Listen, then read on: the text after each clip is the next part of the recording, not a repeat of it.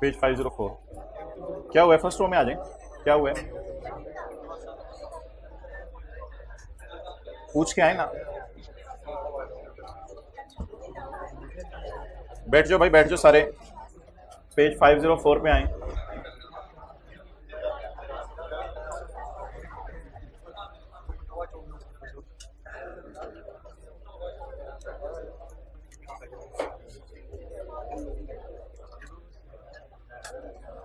Okay, pause करो। कुछ हजरात दो तीन ने अप्रोच किया कि कल वाला ज़रा रिवाइज करा दें। वैसे तो हमने करना ही था कल वाला रिवाइज, तो ये ना रिक्वेस्ट किया करें कि लेक्चर अपलोड करवा दें, क्योंकि फिर लेक्चर अपलोड करवाने का ये नुकसान होता है कि फिर आप 2 घंटे दोबारा लगे रहते हैं, उसका कोई फ़ायदा नहीं होता, खुद जान मारने की आदत भी खत्म हो जाती है। अच्छा, लेट स्टार्ट। इस स्टैंडर्ड का ऑब्जेक्टिव है कि एंटिटी डिस्क्लोज करे इंफॉर्मेशन जो यूजर्स को इस काबिल कर दे कि वो आपके नेचर भी समझ सकें सेगमेंट्स की और उनके फाइनेंशियल इफेक्ट्स भी समझ सकें। ये स्टैंडर्ड का कोर प्रिंसिपल हो गया। नेक्स्ट, ये स्टैंडर्ड किसके ऊपर लगना है? सेगमेंट रिपोर्टिंग इज रिक्वायर्ड, बस चुप कर देना, पहला पेज है। सेगमेंट रिपोर्टिंग इज रिक्वायर्ड ऐसी एंटिटी जिसका उधार या शेयर स्टॉक एक्सचेंज में लिस्टेड हो, हर क्लास के एंड पे रख दें, या फिर in the process of listing हो। दूसरी बात, अगर एक ऑर्गेनाइजेशन अपने अकेले अकाउंट्स भी बना रही है और अपनी सब्सिडरीज को जमा करके कंसोलिडेटेड अकाउंट्स भी बना रही है, तो अकेले अकाउंट्स पर यह स्टैंडर्ड नहीं लगेगा, कंसोलिडेटेड अकाउंट्स पर यह स्टैंडर्ड लगेगा। अगला सवाल, इससे पहले कि हम ये देखें रिपोर्टेबल ऑपरेटिंग सेगमेंट कौन से हैं, पहले पता चलना चाहिए ऑपरेटिंग सेगमेंट क्या होता है। उसमें 3 कैरेक्टरिस्टिक हैं, सेल रेवेन्यू और खर्चे। दूसरी उसमें कैरेक्टरिस्टिक है इसके अलग अकाउंट्स मेंटेन होते हो, और तीसरी उसके अंदर कैरेक्टरिस्टिक्स है सीओडीएम सबका डाटा अलग अलग मांगता हो। तो जिस ये 3 चीजों में जो चीज फॉल कर जाएगी that is operating segment. That's why not every part of entity is an operating segment. For example, corporate headquarter, head office या R and D department may not earn revenue, या सिर्फ हादसाती तौर पर रेवेन्यू कमाए, इसलिए वो ऑपरेटिंग सेगमेंट नहीं होगा। हाँ, बिजनेस का कोई हिस्सा तो है but that is not an operating segment. तो head office will not be an operating segment, head office operating segment नहीं होगा। इधर इधर आइए fresh seat.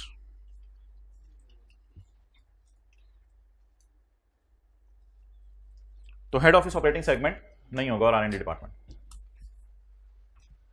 Term chief operating decision maker, ये कोई मैनेजर नहीं है, कोई बंदा नहीं है, ये एक काम है। वो काम चाहे चीफ ऑपरेटिंग डिसीजन मेकर कौन होगा, चाहे वो सीईओ हो जाए, चाहे वो चीफ ऑपरेटिंग ऑफिसर हो जाए, या 2-3 डायरेक्टर मिलकर अपने आप को सीओडीएम कह दें। अगली बात, बहुत सी एंटिटीज के लिए यह आसान होता है पता चलाना कि वो एरिया वाइज सेल का रिकॉर्ड रख रहे हैं या प्रोडक्ट वाइज। बहुत सी एंटिटीज के लिए यह आसान होता है, लेकिन for many entities 3 characteristics clearly identified operating segment. लेकिन however an entity may produce reports, CODM को वो रिपोर्ट बना के देते हैं अपने बिजनेस की, जिसमें वैरायटी ऑफ वेज यूज करते हैं।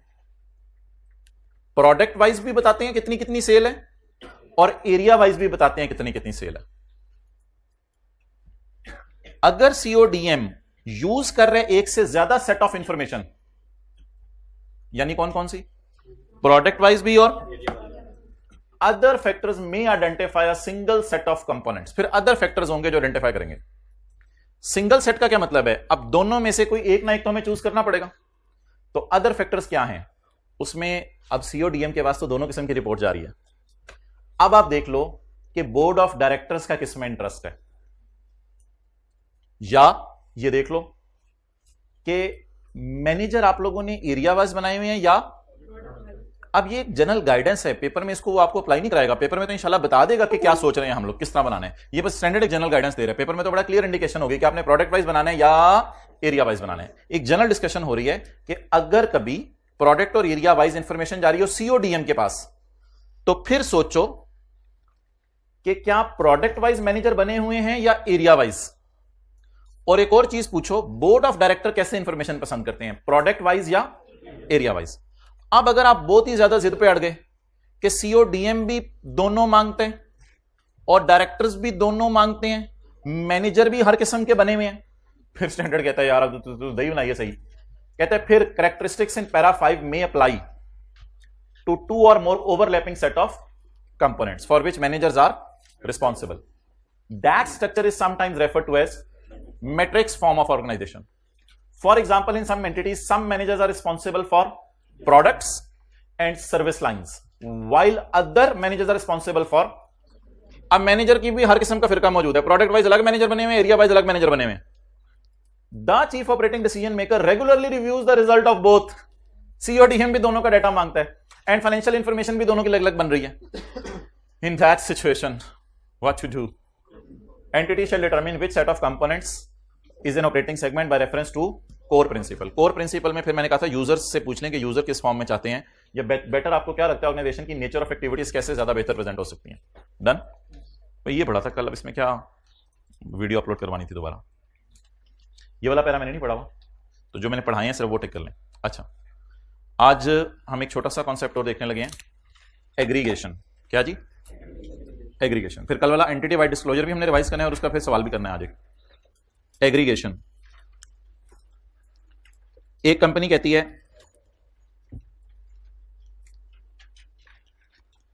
मैं दवाइयों का काम भी कर रही हूं, मेरा हॉस्पिटल भी है, अच्छा कैटरिंग का काम भी है, बेकरी भी है,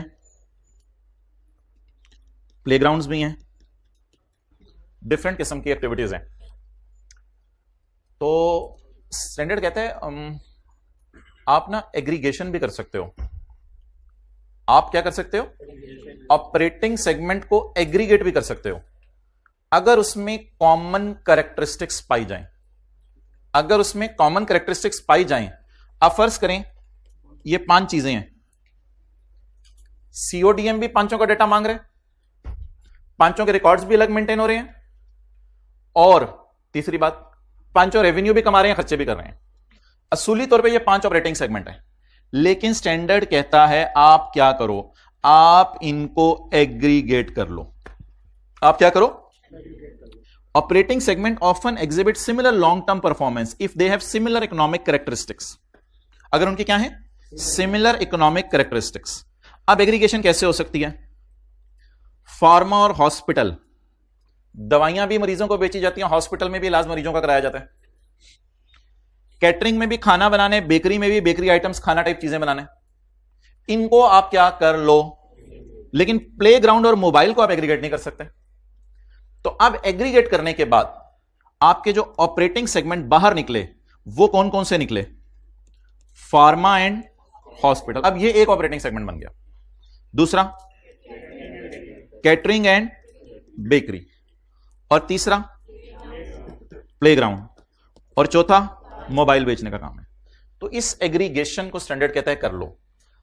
अगर फार्मा और हॉस्पिटल में 5 बातें कॉमन हो, अगर फार्मा और हॉस्पिटल में 5 बातें कॉमन हो. पहली बात, nature of products and services. Products and दवाइयां, और उधर सर्विसेज डॉक्टर की services. Nature of production process, अब दवाइयों के तो प्रोड्यूस हो रही होंगी और वो हॉस्पिटल में भी दवाइयां बिकती होंगी और इस तरह का. Next, types of class of customer, उधर भी मरीज आते हैं इधर भी मरीज आते हैं, कोई डंगर तो नहीं आते. Types of class of customers and methods used to distribute their products. आजकल तो हॉस्पिटल वाले भी ऑनलाइन आके घर में चेक कर रहे हैं डॉक्टर, और जो है वो ऑनलाइन ना भी चेक करें, लैब टेस्ट करवाने के लिए लोग घर आ जाते हैं. तो मेथड ऑफ देयर प्रोडक्ट्स. चलें कैटरिंग और बेकरी पे लगा के देखें. कैटरिंग और बेकरी, नेचर ऑफ सर्विसेज, खाने वाली चीजें. नेचर ऑफ प्रोडक्शन प्रोसेस, पकती हैं आग के ऊपर. टाइप्स और क्लासेस ऑफ कस्टमर, लोग खाते हैं, जानवर तो नहीं खाते. Methods used to distribute, catering वाले भी होम डिलीवरी करते हैं, आजकल तो बेकरीज वालों ने भी होम डिलीवरी शुरू कर दी है, या जाके भी ले सकते हैं. और अगर एप्लीकेबल है तो नेचर ऑफ रेगुलेटरी एनवायरनमेंट. कई दफा गवर्नमेंट रेगुलेट भी इनको इकट्ठा कर रही होती है कि फार्मास्यूटिकल और हॉस्पिटल्स वालों के लिए हम एक रूल बनाने लगे हैं, सारे अस्पतालों और सारे दवाइयां बनाने वालों के लिए. तो अगर ये वाली कैरेक्टरिस्टिक्स सारी की सारी कॉमन पाई जा रही हैं, तो इन सेगमेंट्स को क्या करने की इजाजत है? एग्रीगेट करने की इजाजत. नोट कर लो. इससे फायदा क्या होगा? जरा ऑपरेटिंग सेगमेंट की बात नहीं होगी, तो 3-4 ऑपरेटिंग सेगमेंट हमारे सामने आ रहे हैं. फिर इन 4 में से आप इधर कॉलम कौन से बनेंगे? इधर कॉलम कौन से बनेंगे? वर्किंग 1 में 4 कॉलम. वर्किंग 1 में कितने कॉलम बनेंगे? Column 1 2 3 4. Now these are my operating segments. और फिर अगला टेस्ट क्या होगा? इनमें से कौन से ढूंढने हैं? रिपोर्टेबल। अगला टेस्ट होगा इनमें से रिपोर्टेबल ढूंढने।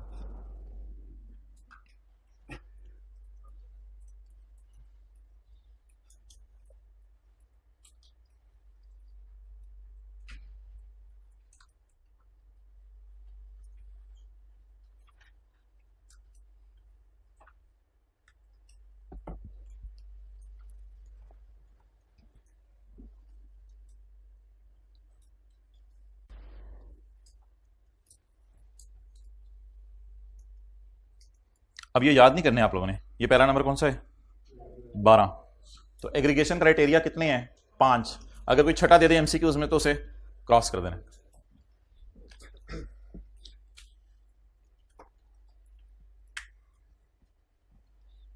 और मेरे ख्याल से कभी न्यूमेरिकली टेस्ट किया तो वो बताएगा कि इनको एग्रीगेट करो, कोई ना कोई इंडिकेशन देगा एग्रीगेट करने की।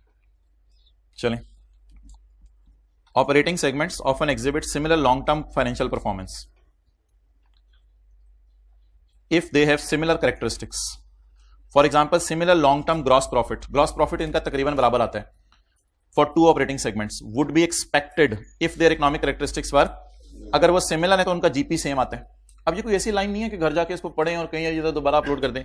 बस for example, similar average gross margin for two segments would be expected. Similar expect होगा प्रॉफिट अगर वो सिमिलर है तो। Two or more segments may be aggregated into a single segment. Two segment may be aggregated into a single segment. Two segment may be, if aggregation is consistent with core principle, user को nature समझने में आसानी हो of this IFRS, and the segments have similar characteristics and are similar in each of the following respects. और ये सारी शराइत अगर पूरी हो रही हो तो आप segments को क्या कर सकते हैं? Aggregate. इसकी वजह से हमारे ऑपरेटिंग सेगमेंट बढ़ जाएंगे या एग्रीगेशन की वजह से कम हो जाएंगे? कम हो जाएंगे। अच्छा, इसमें साथ ही पैरा नंबर 14 भी है, वो यहां लिख लें, +14। अब ये ऊपर वाली कहानी इतनी कोई रेलिवेंट नहीं है, नीचे वाले बस 5 पॉइंट्स रेलिवेंट है।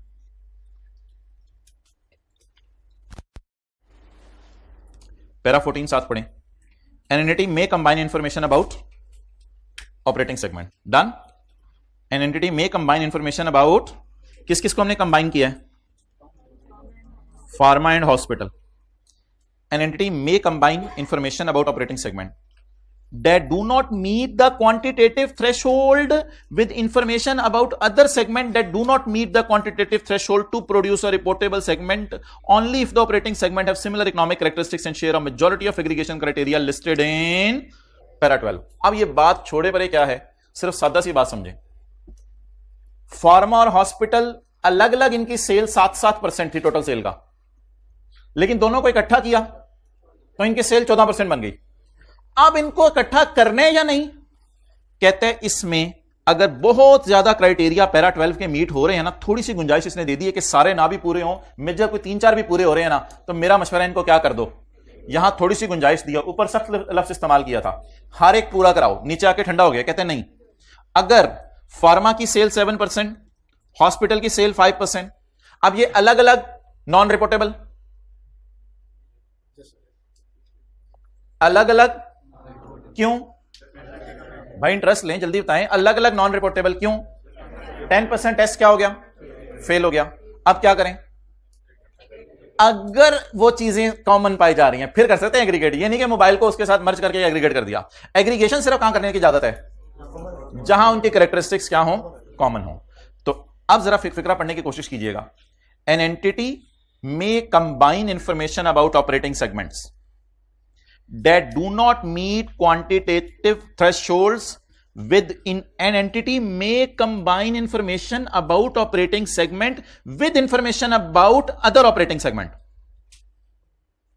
देखें, entity may combine information with information about other operating segment। फिक्रा पढ़ें बार बार। an entity may combine information about medicine with hospital. अब ग्रीन वाली लाइन ने क्लियर कर दिया होगा मेरे ख्याल से। N entity may combine information about medicine with, combine किसके साथ करें? With information about hospital. कब कब कब कब कब कब?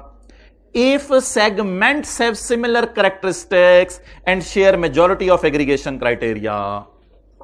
अब मेरे ख्याल से अगर ये दो लाइनें आपने हाईलाइट कर ली हैं तो ये फिक्रा इतना आसान बन गया कि यहां से बात समझ आ गई है। एन एंटिटी मे कंबाइन, एक मिनट पहले पढ़ लें, N entity may combine medicine with hospital if operating segments have similar characteristics and share a majority of aggregation criteria listed in para 12। आप जरा हाथ करके बता दें, फिक्रा समझ आ गया? yes, तो ये दो लफ्ज इंपॉर्टेंट है, विद और इफ।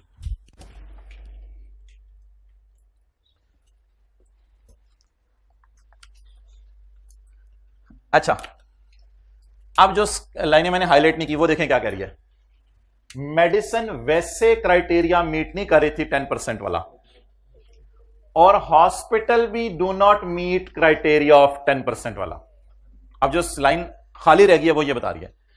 अब फाइनल फिक्रा क्या बना, एक एंटिटी कंबाइन कर ले मेडिसिन को, अगर वो 10% टेस्ट में फेल हो जाए विद हॉस्पिटल, क्योंकि हॉस्पिटल भी 10% टेस्ट में फेल हो गया, लेकिन सिर्फ कब कर रहे, only if they meet the aggregation criteria, अगर पैरा 12 वाला क्राइटेरिया मीट कर दे। Now it's over.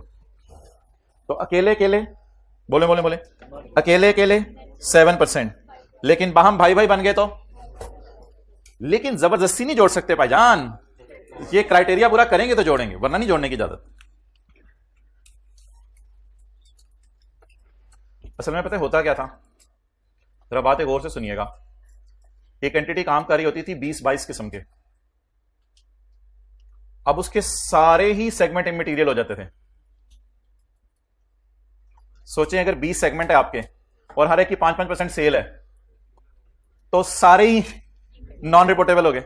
समझे बात को, सारे ही नॉन रिपोर्टेबल हो गए। फिर स्टैंडर्ड वालों ने, बनाने वालों ने सोचा यार ये क्या हो रहा है, हम तो चाह रहे हैं कि सेगमेंट इंफॉर्मेशन यूजर को दें, और इनके सारे ही 2-3% सेल है, काम ही इन्होंने इतने खोले में।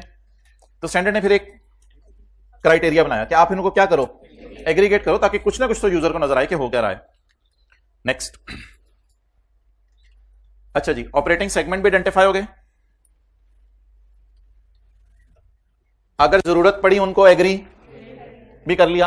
अगला स्टेप क्या है, इनमें से रिपोर्टेबल अलग करने हैं। अगला स्टेप क्या है, इनमें से ऑपरेटिंग सेगमेंट भी आइडेंटिफाई हो गए, जरूरत पड़ने पे इनको शॉर्ट भी कर लिया, आगे फर्दर शॉर्ट करना है, उनका नाम क्या होगा, रिपोर्टेबल ऑपरेटिंग सेगमेंट। उसके लिए कितनी शर्तें हैं, 3 में से कोई एक शर्त भी पूरी हो जाए। वो शर्तें पढ़ने की जरूरत नहीं है, पढ़नी है तो पढ़ लें।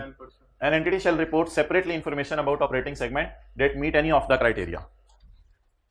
अगर उसकी सेल इंक्लूडिंग आपस की और बाहर की, यानी कि इंटर सेगमेंट सेल और ट्रांसफर, आपस की और बाहर की, 10% और मोर ऑफ टोटल सेल हो, इंटरनल एक्सटर्नल मिला के, of all.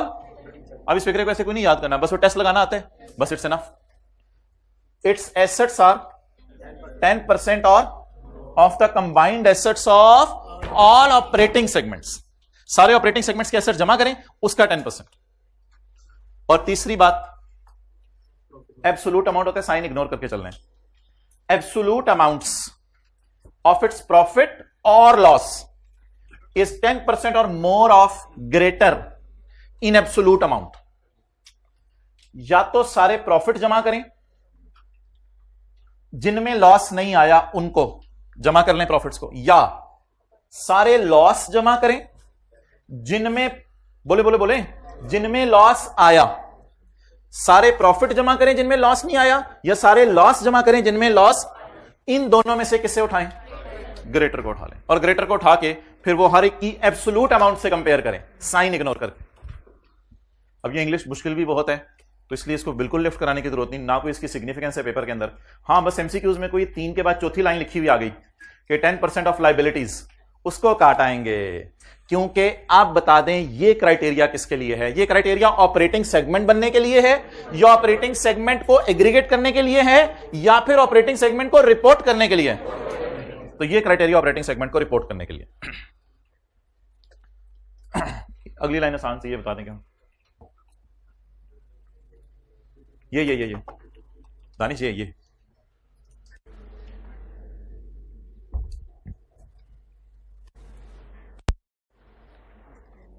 Operating segment that do not meet threshold कितने परसेंट है? 10%.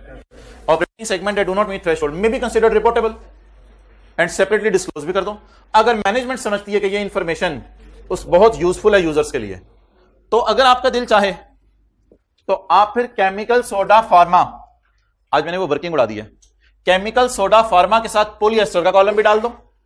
ये तो 10% था ही नहीं सर. स्टैंडर्ड कहते हैं मर्जी आपकी, मैं तो आपको मना नहीं कर रहा. अगर आपको लग रहा है यूजर्स की ख्वाहिश है तो डाल दो, कोई मसला नहीं. फिर तो मेरे ख्याल से 5 ही आ जाएंगे लाइन में, फिर बाद कौन सा जाएगा? मर्जी आपकी, कहते हैं डाल दो, नो प्रॉब्लम एट ऑल. तो बता दें इस लाइन का मतलब जी, operating segment that do not, वो नहीं आया ना साथ, ये तो इधर बैठा होता है. Operating segment that do not meet any of the criteria may be considered as reportable. कब? अगर मैनेजमेंट समझे कि यूजर्स के लिए यह मुनासिब है, तो फिर आप वो भी डिस्क्लोज कर दें. तो लिखें 10% से नीचे वालों को अगर मैनेजमेंट समझे तो डिस्क्लोज कर दे.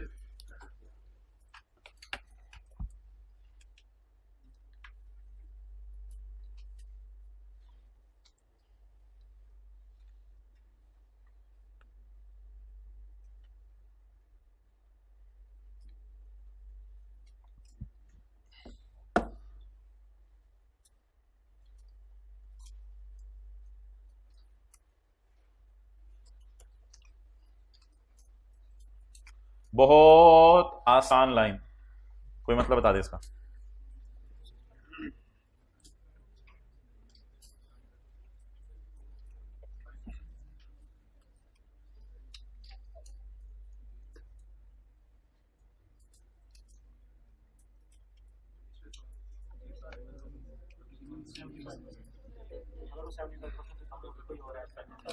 अगर मैनेजमेंट जज करे that an operating segment identifies as reportable in the immediately preceding period is of continuing significance, information about that segment shall continue to be reported in the current period even if no longer meet the criteria for reportability in para 13. अब आसान सी अंग्रेजी है, मैं इसको पढ़ूंगा example के बाद, फिर आपको क्लियर हो जाएगी. और इसकी एग्जांपल फिर यही छोटी सी करके नोट कर लीजिएगा. अच्छा जी, 2013 के अंदर मोबाइल की 13% सेल थी, तो ये 10% की लिमिट क्रॉस कर रहा था और रिपोर्टेबल था. 2014 में मोबाइल की सेल रह गई सिर्फ 7%. असूली तौर पे 14 में इसका डिस्क्लोजर नहीं बनना चाहिए और 13 में बनना चाहिए. अगर मैनेजमेंट मुनासिब समझे कि एक ऑपरेटिंग सेगमेंट जो आइडेंटिफाई हो गया था as reportable in immediately preceding period और वो अभी भी कॉन्टिन्यूइंग सिग्निफिकेंस रखता है, तो information about that segment shall continue to be reported separately. फिर उसका भी सेपरेट डिस्क्लोजर दें, उसे भी रिपोर्टेबल टाइप में डालें इन हमारा साल, even if it no longer meet the 10% test. अगर 10% टेस्ट मीट नहीं भी कर रहा तो उर्दू में लिख लें, पिछले साल रिपोर्टेबल था, ये बातें नोट कीजिएगा, पहले लिखें पिछले साल रिपोर्टेबल था,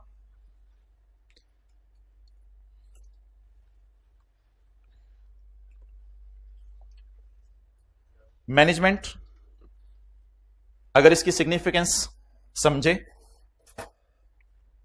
तो अगले साल भी रिपोर्ट कर दे. मैनेजमेंट अगर इसकी सिग्निफिकेंस समझे तो अगले साल भी रिपोर्ट कर दे, चाहे अगले साल 10% से नीचे ही क्यों ना गिर गया हो, चाहे अगले साल 10% से नीचे ही क्यों ना गिर गया हो.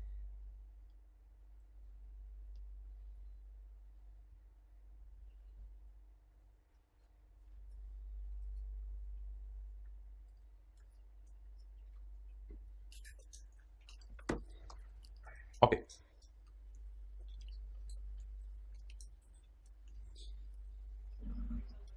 हाँ जी, गैप तो नहीं आया साल का, बस अगला साल आ गया. ओहो, नोट करना था आपने, सॉरी. 2013 कितनी सेल थी? 2014 कब डिस्क्लोज करेंगे? If management considers it of a continuing significance. अगर मैनेजमेंट मुनासिब समझे कि ये यूजर को बता देना चाहिए. अच्छा, इसकी एक ऑपोजिट बात लिखी हुई है, यह मिलती जुलती समझ लें, वो भी मैं साथ करा रहा हूं आपको। Date is on page 507। इसकी एक ऑपोजिट बात लिखी हुई है, नहीं 507 नहीं, पैरा नंबर लिखवाए ना, पैरा नंबर 18, पैरा नंबर 18 पे इसकी एक ऑपोजिट बात लिखी हुई है। काश कोई पढ़ के समझ दे।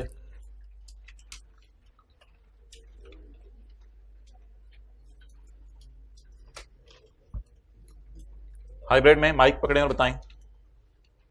भाईजान माइक दे दें, किसी को कोई हाथ खड़ा कर दें जी, माइक दें, एंड पे पड़ा हुआ है, बताएं।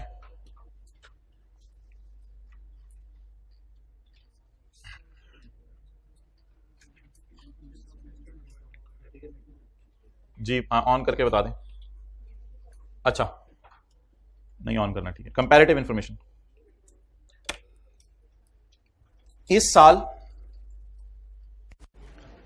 जैसे होता नहीं किसी एक टेस्ट में एकदम कोई बच्चा पूरी क्लास में से बाहर निकलता है और पिछले सारे टेस्टों में वो सामने नहीं आया होता, ऐसा हो सकता ना पिछले 5 टेस्टों से वो फारग हो, और जब टर्म टेस्ट आए, टर्म टेस्ट का डे, टर्म टेस्ट का syllabus along with term test के लिए जो सवाल तैयारी के लिए करने हैं वो सारे वेबसाइट पे अपलोड कर दिए गए हैं, कल किया गया है। तो टर्म टेस्ट 1 के नाम से वो अपलोडेड है, वो जाके देख लीजिएगा कौन कौन से सवाल तैयारी के लिए रिवाइज करने हैं। अच्छा, तो अब अगर कोई बच्चा पिछले 5 टेस्टों में फेल हो रहा था और किसी बच्चे की नजर में नहीं था, क्योंकि सर भी उसके बाद कहते थे ये टीएस से ले लेना टेस्ट, इस टाइप वाले, तो सर को भी नहीं पता था उसका, और एकदम टर्म टेस्ट में वो नवे आए हो सोने हो, वो एकदम ऊपर आ गया, तो अब इसका मतलब एक थ्रेशोल्ड क्रॉस किया है और सबको क्रॉस करता हुआ ऊपर पहुंच गया। तो अब टीचर जरा उसकी कंपैरेटिव इंफॉर्मेशन देख लें कि पिछले टेस्टों में उन्होंने क्या किया है। इसी तरह हमारे साल 15% सेल है और पिछले साल 7% सेल थी। अब बताएं क्या करें, मस्ट डिस्क्लोज करें या ऑप्शनल है या मैनेजमेंट की मर्जी है? ना ना ना ना ना ना ना ना, एक लस लिखा हुआ है, मुझे ढूंढ लेने दो। सेगमेंट डेटा शैल बी, आपको डिस्क्लोज करना पड़ेगा। ये उल्टा सिनेरियो बना ना, इसमें क्या था, पिछले साल नॉन रिपोर्टेबल था, इस साल क्या बन गया। अब क्या करें, कंपैरेटिव इंफॉर्मेशन भी तो देनी होती है आपने फाइनेंशियल स्टेटमेंट्स में। तो जब 14 की फाइनेंशियल स्टेटमेंट बनाएंगे तो 13 कंपैरिजन में आ रहा होगा, तो 13 के बारे में डिस्क्लोज करें या ना करें। 13 में तो 13 के बारे में नहीं बताया था इसका, क्योंकि 13 में था ही नहीं रिपोर्टेबल। 14 में क्यों 13 के बारे में इसके बारे में बताएं, क्योंकि अब ये क्या बन गया, रिपोर्टेबल। अगर एक ऑपरेटिंग सेगमेंट आइडेंटिफाई हुआ है रिपोर्टेबल इन हमारा साल, in accordance with the quantitative threshold 10%, segment data for prior period presented for comparative purposes shall be restated to reflect the newly reportable segment as a separate segment. Separate segment के तौर पे पिछले साल show करें, even if that segment did not satisfy the criteria for reportability in para 13 in the, चाहे वो पिछले साल क्राइटेरिया नहीं भी मीट कर रहा था। एक रिलैक्सेशन है, unless necessary information is not available, unless के पिछले साल डिस्क्रीट फाइनेंशियल स्टेटमेंट्स इसकी बन ही नहीं रही थी, इसकी इंफॉर्मेशन अलग बन ही नहीं रही थी, फिर हम क्या करें, फिर तो कुछ भी नहीं कर सकते। या अगर बन भी रही थी तो अब उनको जब कंपाइल करना है तो इतनी कॉस्ट लग जानी है कि बहुत ज्यादा खर्चा हो जाना है, वो पिछले साल का डेटा मंगवाना, अकाउंटेंट को बिठाना, 15 घंटे 15 दिन बैठा रहे वो, इससे बेहतर है फिर जाने दो, फिर खैर है। अगर मुश्किल लग रहा है पिछला डेटा अलग अलग करना और बहुत टाइम लगेगा, बहुत कॉस्ट लगेगी, ना करें। लेकिन मस्ट है करना। वैसे एक सूरत में क्या अवेलेबल है, रिलैक्सेशन अवेलेबल। रीस्टेट का मतलब है कि अब पिछले साल ये नजर नहीं आ रहा था, अब पिछले साल जाकर स्टेट करो, पिछले साल स्टेट नहीं हुआ था, स्टेट 0 हुआ था, इसको रीस्टेट करके शो करो। हाँ जी, 1 बाय 1 हमारे साल तो स्टेट करते हैं, पिछले साल के लिए रीस्टेट का लफ्ज यूज होता है। हाँ 2013 की फाइनेंशियल स्टेटमेंट रीस्टेटेड ऊपर लिखा नजर आएगा। ओके चलें जी, इट्स ओवर, बहुत होगी थ्योरी। ये वाली थ्योरी तो खुद ही टेक कर लें, ये वाली तो पता है ना कौन सा टेस्ट है, 75% एक्सटर्नल सेल टेस्ट। अब अगेन यहां अंग्रेजी शायद अंग्रेजों वाली होगी। If the total revenue reported by operating segment constitute less than, अब ये टोटल नहीं है, total revenue reported by operating segment से मुराद यहां रिपोर्ट हो रहा है यूजर्स को, ये जहां एक्सटर्नल ही मुराद है, एक्सटर्नल लिखा भी हुआ उसने। If external revenue reported by operating segments constitute less than 75% of entity's revenue, additional operating segments shall be identified as, even if they do not meet 10% test, until at least 75% of entities revenue is included in. किस वक्त तक 75% test लगाते रहो? जब तक external sale का 75% वहां तक पहुंच ना जाए. डन. तो प्रैक्टिकल लिमिट्स अगली क्लास में पढ़ लेंगे. कहते हैं प्रैक्टिकल लिमिट मेरी नजर में 10 है. 10 से ज्यादा ऑपरेटिंग सेगमेंट अगर हो जाएंगे तो ये कंफ्यूजिंग हो जाएगा यूजर्स के लिए. मेरे ख्याल से कहते हैं 10 से ज्यादा ऑपरेटिंग सेगमेंट ना बनाना, फिर यूजर बड़ा परेशान हो जाएगा. बहरहाल कल पढ़ेंगे, कोई मसला नहीं. रिपोर्टेबल सेगमेंट 10 से ज्यादा ना बनाना. हाँ, हो सकता है ना सबकी सेल 10% हो तो फिर सेगमेंट ही 10 बने. चलें, अब इसकी एक रिवीजन जरा मारें. पहले क्या आइडेंटिफाई करना होता है? Operating segment. फिर अगर ऑपरेटिंग सेगमेंट्स में 4-5 कैरेक्टरिस्टिक्स कॉमन है, फिर एग्रीगेट करना होता है. फिर एग्रीगेट करके जब ऑपरेटिंग सेगमेंट हमारे सामने आ जाते हैं रिवाइज्ड वाले, फिर उनको 10% टेस्ट से गुजारना होता है. 10% टेस्ट से गुजारने के बाद अगर 75% एक्सटर्नल सेल ना पहुंचे, फिर उससे 75% एक्सटर्नल सेल वाले टेस्ट से गुजारने. ये सारा करने के बाद क्या आ जाएगा? Reportable segment. फिर उनका रिपोर्ट क्या करना है? ये तो रिपोर्टेबल सेगमेंट आ गए. फिर उनका रिपोर्ट क्या करना है? External sale, internal sale, total sale, profit, asset, liabilities, interest income, interest expense, income tax expense, depreciation, amortisation, सब कुछ. और उन 4-5 चीजों की रिकॉन्सिलिएशन. मेरे ख्याल से इस बात का आपको फायदा होगा, इसलिए दोबारा करता हूं. पहले क्या आइडेंटिफाई करने हैं? Operating segments. फिर उनमें से जिसकी कैरेक्टरिस्टिक्स कॉमन है उनको एग्रीगेट करना है. एग्रीगेट करने के बाद 10% टेस्ट से गुजारना है. फिर भी 75% सेल तक ना पहुंचे तो 75% टेस्ट से गुजारने. ये सारा करने के बाद कुछ ऑपरेटिंग सेगमेंट्स की लिस्ट यहां बन जाएगी. इनका नाम रखेंगे रिपोर्टेबल ऑपरेटिंग सेगमेंट्स. अब रिपोर्ट क्या करना है? ये सारा इंटरेस्ट, डिप्रिसिएशन, सब कुछ, और इनकी रिकॉन्सिलिएशन, ये चीजें रिपोर्ट करनी है. और 2 बातें हमने नहीं पढ़ी. क्या? अगर पिछले साल 10% से ऊपर था और इस साल 10% से, तो उसको भी रिपोर्टेबल बना दें अगर मैनेजमेंट मुनासिब समझे कि यूजर के लिए काम का है. एक आखिरी बात और अजीब सी पड़ी. अगर पिछले साल भीगी बिल्ली बन के चुप करके बैठा हुआ था, 6-7% पे सेल थी, और इस साल 15 पे चली गई, पिछले साल का भी रीस्टेट करें. लेकिन अगर पॉसिबल ना हो, टाइम ज्यादा लगे, कॉस्ट ज्यादा लगे, बहुत मुश्किल हो डाटा पिछले साल का निकालना, पिछले साल का डाटा चोरी हो गया हो, गुम हो गया हो, कोई मसला हो गया हो, तो फिर आप उसको रहने दें. तो ये थी ये सारी कहानी. प्रैक्टिकल लिमिट बता दें कितनी है रिपोर्टेबल सेगमेंट्स की? 10 से ज्यादा होंगे तो अजीब सी बात फिर हो जाएगी. सवाल बांटो भाई, सवाल बांटो. अब एक डिस्क्लोजर्स हमने कल पढ़े थे, that was called as entity wide disclosures. उनकी तरफ मैं मूव करता हूं. जी, जिन हजरात ने कोई मैसेज किया था, जो कुछ कहा था, जरा हाथ खड़ा कर दें. क्लियर हो गई चीजें? पता नहीं आपको मानेगा नहीं. उधर किसी ने मैसेज किया था, हाथ खड़ा करें. 2 मैसेज आए थे मुझे, एक सुबह आया था, एक कल शाम को आया था. हाथ खड़ा कर दें भाई. अच्छा, शुक्रिया. लेक्चर अपलोड करने का किसने कहा था? उधर कहा था, हाथ खड़ा कर दो जरा. इधर कहा था, पता नहीं किसने कहा था. क्या हो रहा है, इधर बैठे.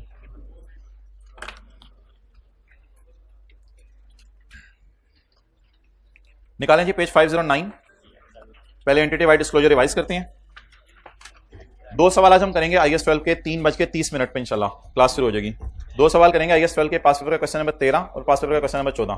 कोशिश करेंगे 35-35, 40-40 मिनट में उनको करके फारग कर दें.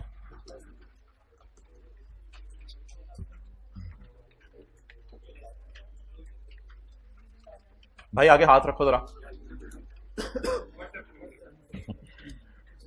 याद रहेगा. रखो हाथ. जी सफे आ जाएंगे.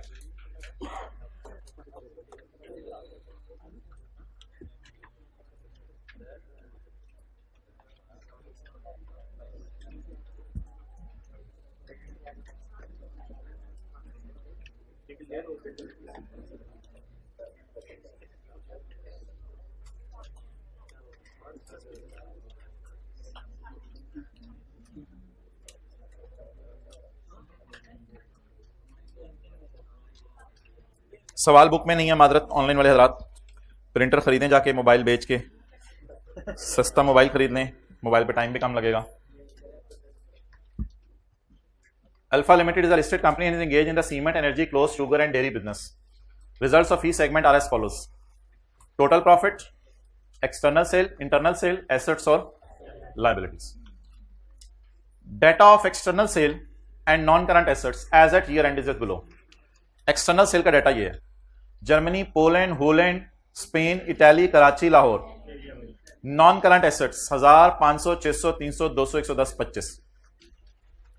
80% sale in Poland was made to Showland, is made to John, and 20% sale in Poland is made to Simpson.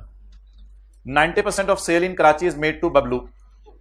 Required, prepare entity-wide disclosures. Prepare para 32, 33 और 34 अभी मैं खोलता हूं। Prepare, these are not entity-wide disclosures.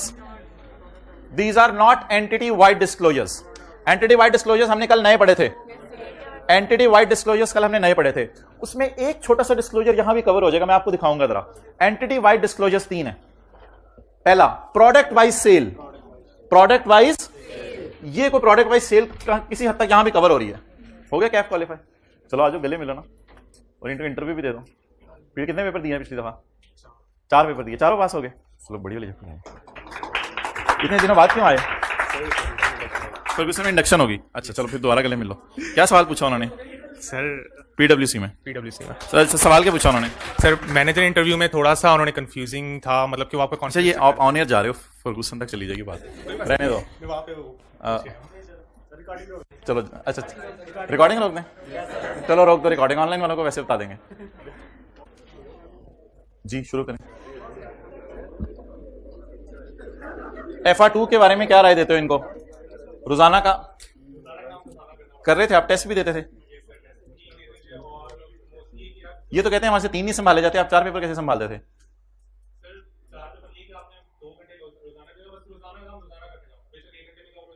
एक दफा भी ऐसा नहीं हो आपका रोजाना का काम रोजाना छूटा हो पूरे सेशन में? आखिरी दिनों में कैसे मैनेज किया? कितने घंटे पढ़ते थे छुट्टियों में? 8-10 घंटे पूरे दिन में सिर्फ। हम डिस्कशन क्लोज कर रहे हैं, हम सवाल की तरफ आते हैं। अल्लाह हाफ़िज़। अच्छा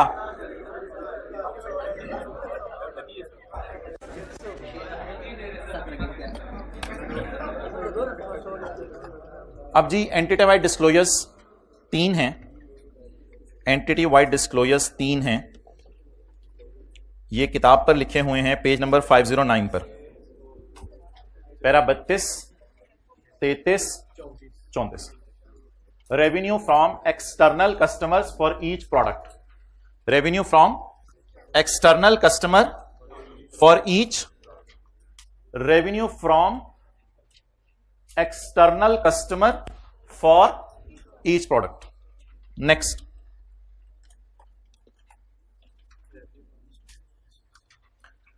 geographical area, revenue from external customer and non-current assets.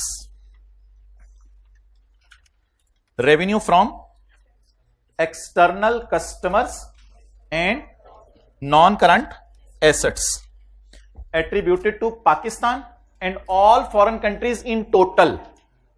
But if material sale हो रही है बाहर के मुल्कों में, then for each country separately. लेकिन मैं आपको ये मशवरा दूंगा, हम ईच कंट्री का सेपरेटली शो किया करेंगे, ठीक है? क्योंकि हमें शायद पेपर में पता ना चले ये मटीरियल है या मटीरियल है। इधर इतने को मटीरियलिटी का थ्रेशोल्ड नहीं दिया। And an entity also disclose the extent of its reliance on major customer. Done. तो मेजर कस्टमर हमें यहां से पता चलेंगे, मेरे ख्याल से यहां से पता चलेंगे major customer. Done. Okay, entity wide disclosure बनाने हैं ना। मैं वर्किंग 1 कर रहा हूं, ना मैं वर्किंग 2 कर रहा हूं, ना मैं वर्किंग 3 कर रहा हूं, क्योंकि मैंने रिपोर्टेबल ढूंढना ही नहीं। मैंने रिपोर्टेबल ढूंढने ही नहीं। अगर रिपोर्टेबल ढूंढने होते तो मैं सारे डेटा की बेस पे कौन सी वर्किंग करता? वर्किंग 1। तो ना मैंने रिपोर्टेबल ढूंढने, ना मैंने सेगमेंट एनालिसिस बनाना, क्योंकि ये एंटिटी वाइड डिस्क्लोजर नहीं है, ना मैंने 37.1 बनाना। मैंने तो 37.2 बनाना और 37.3 बनाना। अगर सवाल में वैसे लिखा होता गिव डिस्क्लोजर्स, अगर सवाल में वैसे लिखा होता गिव डिस्क्लोजर्स, तो अभी उसने कौन से डिस्क्लोजर मांगे हैं? Entity wide. सिर्फ कौन से मांगे हैं? Entity wide. एंटिटी वाइड कितने डिस्क्लोजर हैं? 3। इसके अलावा डिस्क्लोजर्स में सेगमेंट एनालिसिस भी आते हैं और रिकॉन्सिलिएशन भी आती है। तो मुझे सेगमेंट एनालिसिस मांग रहे हैं, रिकॉन्सिलिएशन मांग रहे हैं, या एंटिटी वाइड मांग रहे हैं? Product wise sale, region wise sale और नॉन करंट एसेट्स, और extent of reliance on major customer. इन डिस्क्लोजर्स में से मुझे बताएं कौन से उसने मांगे हैं अभी? Entity wide.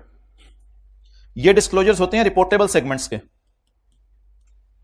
और ये तो बस जनरल ओवरऑल बिजनेस के हैं। एंटिटी वाइड, इसमें नहीं देखा जाता सेगमेंट्स को। तो मांगे अभी हमसे कौन से हैं, जल्दी बताएं। Entity wide. पिछले 2 दिन से हम व्हाइट बोर्ड पे कौन से बना रहे हैं? सेगमेंट एनालिसिस और रिकॉन्सिलिएशन।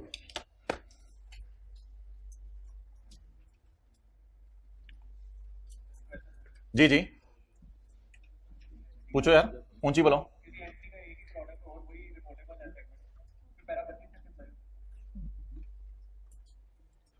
हाँ नहीं हो सकता ना फिर, वो प्रोडक्ट बस बता दिया था कल वाले सवाल ने, केबल्स की 97% सेल है, बाकी चीजें छोड़ो परे, insignificant. Okay, entity wide disclosure, is it 37, 37.1 or something else? Something else.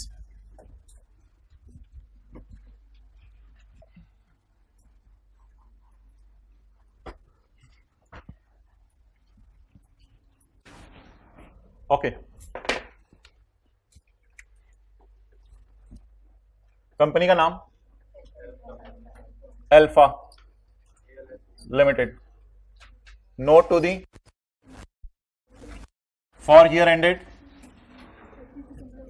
31 दिसंबर 18। Note number 43, note 43.1, product wise external sale. बताएं जी, प्रोडक्ट वाइज एक्सटर्नल सेल। हाँ, और product wise external sale cement. एक मिनट, एक कोई बोले बस, ठीक है, इधर से बोले आप, बाकी खामोश रहे।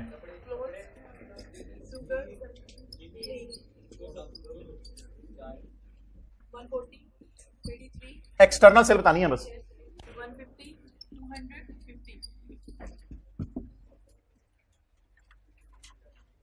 250, मैं आपसे ये तो नहीं कह रहा कि मुझे बताएं इसमें से रिपोर्टेबल कौन से हैं, हम तो एंटिटी वाइड डिस्क्लोजर्स बना रहे हैं। 43.2, हाँ जी, नोट्स भाई इधर से दे दें आके। 43.2,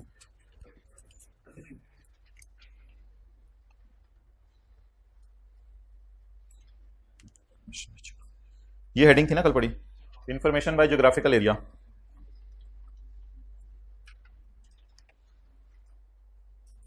information by geographical area, information by geographical area.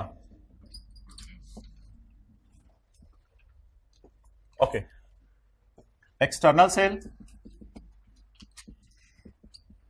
और नॉन करंट सकते हैं, वो कोई जरूरी नहीं है दोनों को आमने सामने बनाएं जी। रीजन वाइज बताएं अब, रीजन वाइज।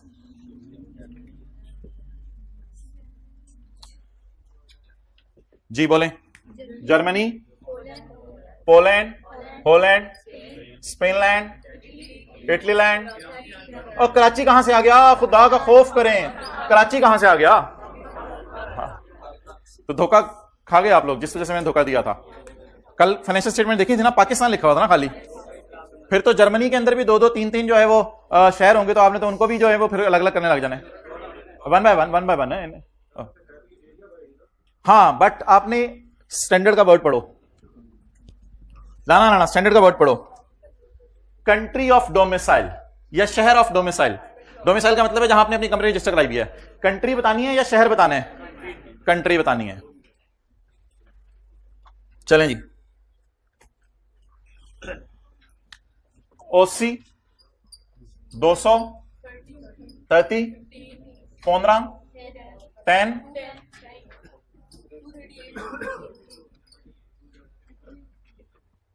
नहीं, जमा जमा करना ना दोनों को। इटली की कितनी है? 210 प्लस 238। ये एक्सटर्नल सेल का ब्रेकअप कैसे बनाया? Product wise, country wise? Country wise. 573 इसके बराबर आएगा ये, क्योंकि वो भी एक्सटर्नल सेल का ब्रेकअप है, ये भी एक्सटर्नल सेल का ब्रेकअप है। हाँ हाँ, हैरान क्यों हो रहे हैं? ये प्रोडक्ट वाइज है, ये एरिया वाइज है।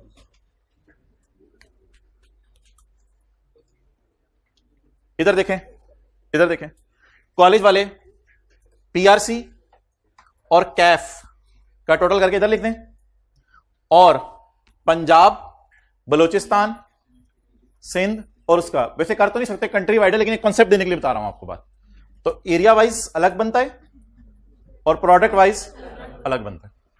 नॉन करंट एसेट्स 1000, 500, 600, 300, 200, 135, 1000, 500,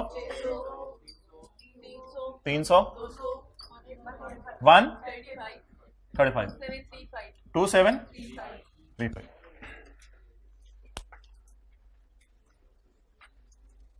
ये डिस्क्लोजर्स कौन से हैं?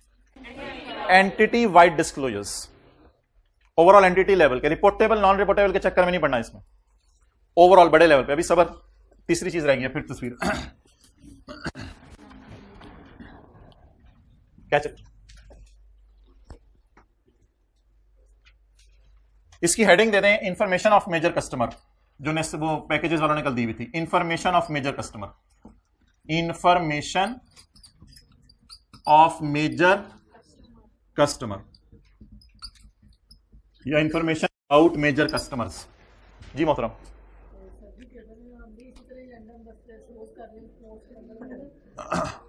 कौन से नंबर? हाँ हाँ हाँ, रैंडम नंबर एज्यूम करें। 43, कोई मसला नहीं, पेपर के लिए अलग क्लास नहीं है भाई जनाब। ये स्टेटमेंट फॉर्म में आएगा, ये स्टेटमेंट फॉर्म में आएगा, ये कोई डायग्राम नहीं बननी, स्टेटमेंट फॉर्म में आएगा। एक काम कर लें पहले, कहीं जहन के कोने में, मगरबी कोने में, बल्कि शुमाल मशरिकी कोने में जहन के, आप एक्सटर्नल सेल का 10% लेके रख लें। एक्सटर्नल सेल का 10% लेके रख लें, 57.3। इसको जरा साइड पे ना ऐसे छोटा सा लेके रख लें, 57.3, ऐसी जरा जहन में साइड पे रख लें। अब जिस कस्टमर को सेल इतनी या इससे, वो कस्टमर, तो ऐसे साइड पे लेकर लिख लेना कहीं, बस सेल का 10% साइड पे रख लेना। रख लिया,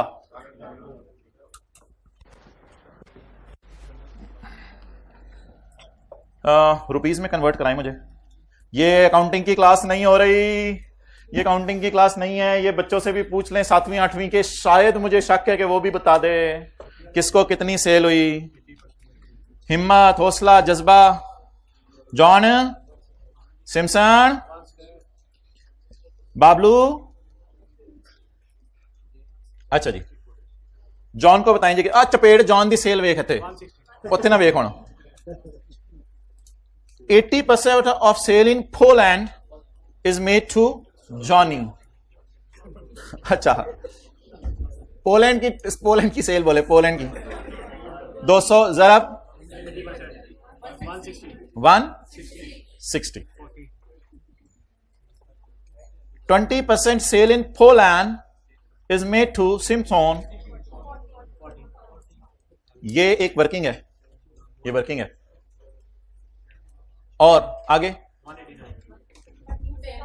कराची की सेल ज़रब 189 वर्सेस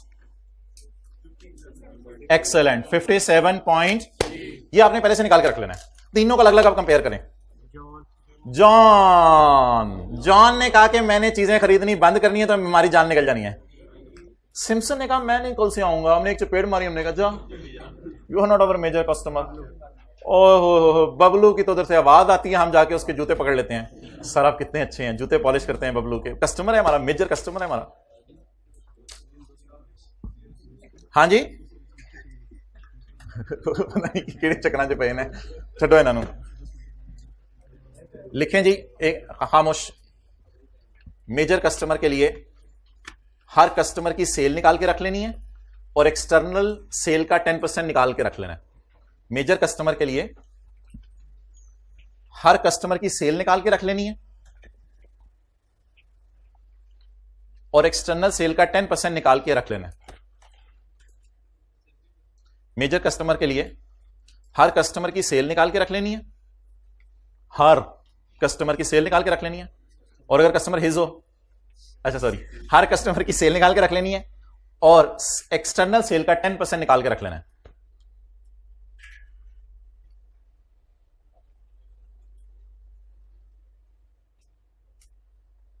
और ये काम वर्किंग में करना है, ये जो सारा करना है ये काम वर्किंग में करना है।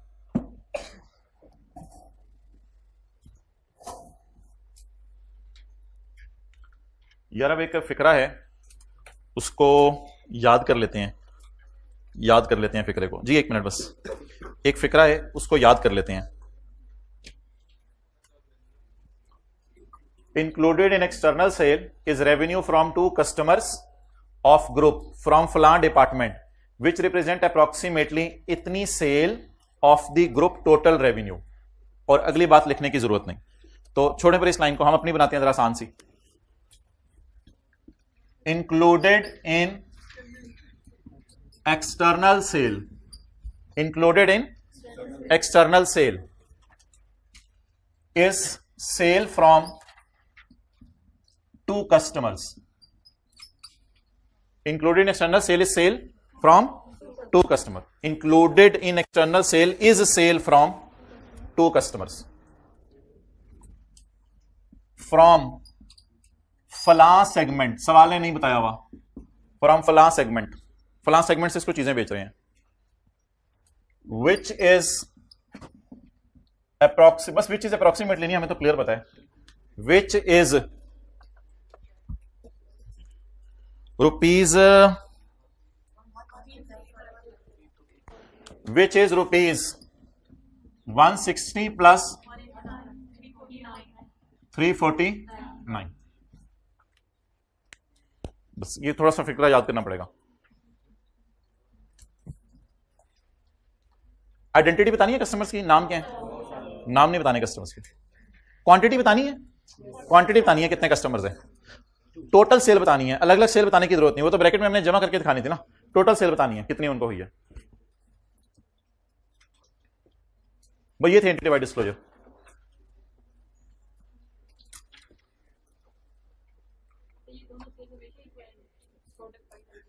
हाँ हाँ, प्रोडक्ट वाइज एक्सटर्नल सेल और एरिया वाइज एक्सटर्नल सेल हमेशा बराबर आएगी। कौन सा सेगमेंट, हाँ कौन सा आएगा वो मैं बताता हूं कौन सा आएगा। अगर इधर लिखा होता ना जॉन को बबलू को क्या चीजें बेची हैं, कि सीमेंट बेचे, एनर्जी बेची है या कपड़े बेचे हैं, तो जो बेचा होता वो लिख देते। और अगर 2 चीजें बेची होती तो शुगर एंड एनर्जी लिख देते। सेगमेंट का नाम लिखने जिसमें से उसे आप सेल कर रहे हैं। आप तस्वीर खींच लें, किसी ने खींचनी है। ये कौन से डिस्क्लोजर है? एंटिटी वाइड कहीं लिखना जरूरी नहीं है, बस इनका डिस्क्लोजर्स का पता होना चाहिए। एंटिटी वाइड डिस्क्लोजर बना दो दूसरा पार्ट।